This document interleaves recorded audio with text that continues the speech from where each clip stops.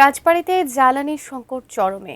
2 দিন অপেক্ষা করে তেল নিতে হচ্ছে চালকদের। এতে পাম্প এলাকায় সৃষ্টি হয়েছে তীব্র যানজটের। রাজবাড়ীর পাংশা ফিলিং স্টেশন থেকে বিস্তারিত জানাতে সরাসরি যুক্ত হচ্ছেন মাসুদ রেজা শিশির।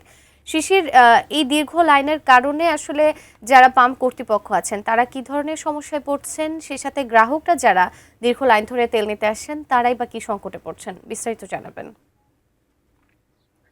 সুজানা, আপনি যেমনটি বলছিলেন আসলে রাজবাড়ীতে গত 2 দিন, বিশেষ করে গতকালকে কোথাও তেল দেওয়া হয়নি, যে কারণে আজকে তেলের যে তীব্র সংকট সেটি কিন্তু আসলে দেখা গিয়েছে। কিন্তু পাম্প কর্তৃপক্ষের সাথে আমরা কথা বলেছিলাম, তারা আমাদেরকে যেটা জানিয়েছে আসলে পাম্পের যে তেল আছে সেগুলো কিন্তু সুশৃঙ্খল ভাবে যদি নেয় তাহলে আসলে অসুবিধা হওয়ার কথা না। আমরা এখানে এসে যেটা দেখতে পেয়েছি, সাধারণ মানুষ কিন্তু আসলে অতিষ্ঠ হয়ে রয়েছে। তীব্র গরম, পাশাপাশি একটু আগে বৃষ্টি হয়েছে, মানুষ বৃষ্টিকে উপেক্ষা করে তেলের লাইনে দাঁড়িয়ে রয়েছে অনেক সময় ধরে। মানুষের আসলে যে ভোগান্তি, সেই ভোগান্তি কিন্তু আসলে কোনোভাবে শেষ হচ্ছে না। আমি এই পাম্পের যিনি ম্যানেজার রয়েছে তার সাথে কথা বলেছিলাম, তিনি আমাদেরকে যেটা জানিয়েছে যে ইতিপূর্বে যে পরিমাণ তেল আসতো সেই একই রকম তেল কিন্তু পাম্প কর্তৃপক্ষ পাচ্ছে, কিন্তু মানুষের যে দীর্ঘ লাইন, এই লাইন কিন্তু আসলে শেষ হচ্ছে না।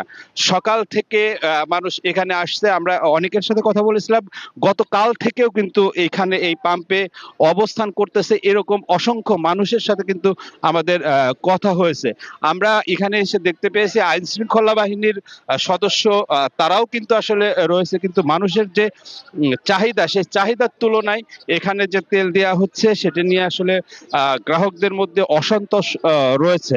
আমরা একাধিকবার কথা বলেছি, একাধিক জনের সাথে কথা বলেছি যারা আসলে তেল নিতে আসছে, বিশেষ করে কৃষক যারা রয়েছে, যারা ডিজেল দিয়ে মেশিন পত্র পরিচালনা করে, এরকম অসংখ্য মানুষ তারা কিন্তু আসলে তেল না পেয়ে ভোগান্তির শিকার হচ্ছে, এমনটা আমাদেরকে বারংবার বলছে। সবাই বলছে কৃষক যেন তার ন্যায্য মূল্যের যে তেল, সেই তেলটা যেন তারা নিতে পারে।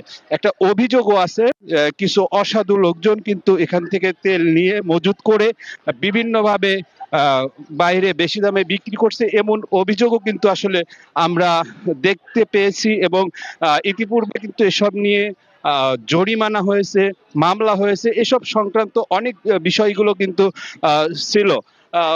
রাজিয়া, যদি আর একটু বলি যে এই তেলের যে বিষয়টি, এই বিষয়টি নিয়ে কিন্তু বিভিন্ন হচ্ছে। আহ এই ছিল রাজবাড়ী থেকে সর্বশেষ।